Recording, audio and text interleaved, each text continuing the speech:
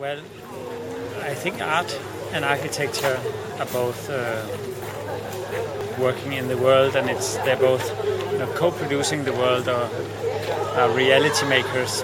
And I normally don't actually make a big difference. I think both are contributing to a discussion, and I think it's important to, in a humble way, see the work of an artist or an architect as a kind of contribution to something which is already going on.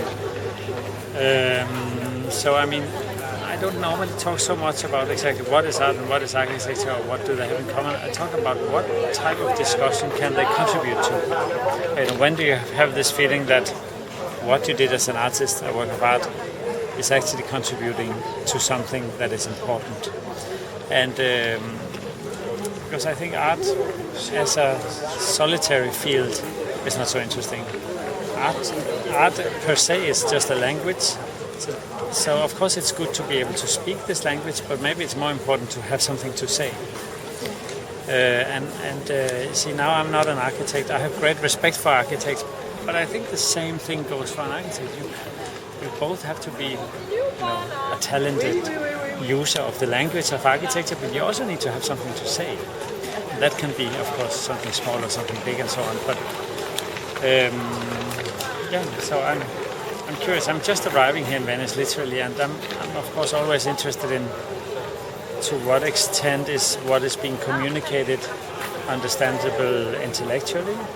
How is it sometimes understandable with your senses?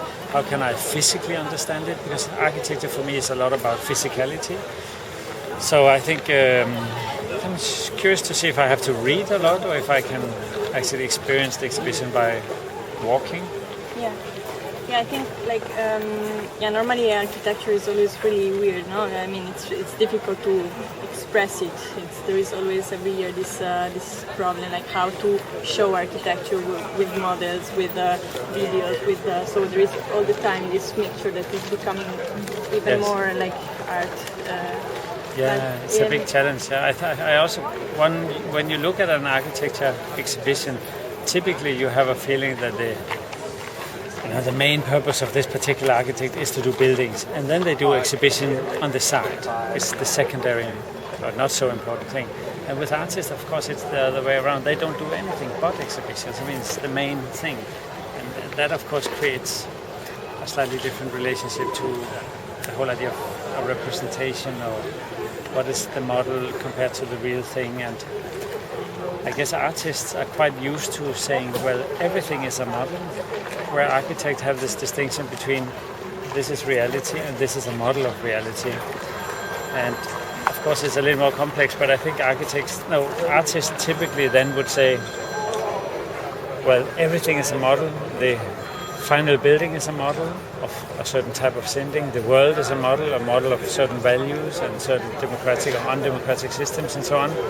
So therefore artists are typically, and this is a little unfair, typically they're a little less romantic as they do not refer to the world as being real.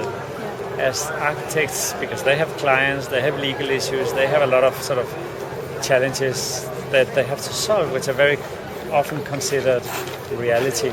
But I would argue also legal problems with a client is a model, right? And therefore, I see the world as a construction that one can change, and reality is relative. Yeah, I see. And so what do you think about the So I know that you are really into this exploration of the perception of space and so on. Do you have an opinion about new architecture, like how these new buildings are also every time more sensible to the human body, and how is this relation? Or do you think it's just I actually, to be honest, don't have a clear opinion about a general state of architecture or young or new architecture. So I'm just not, I guess, detail oriented enough. Generally speaking, I think there is some tendencies to take on a greater sense of responsibility, socially speaking. I mean, social responsibility the kind of sustainable responsibility throughout the process of building, not just as a signature at the end, but the whole. So I think there's a lot of things where one can see now that architects are actually very sophisticated. They're humble, they are sensitive, and so on. So I think, without knowing so much about it, I'm actually quite excited. Of course, one could also see or ask architects to be maybe a little more like activists. So activists with regards to having confidence in the building, if you want, to be an activistic building. The whole idea of causality, you change the world, you create a conflict, or you do something, then the world kind of goes into a state of stress. And the stressing feeling, some buildings maybe are not, stressing the world enough.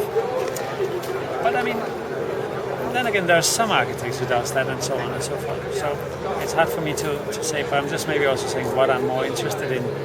Where do we know that we are in a world which we can feel? It's not so often, right? Especially not in an exhibition where everything is representational. So you're not feeling, you are reading, or you're thinking. And thinking and feeling is related, and you cannot disconnect it, but it's not the same.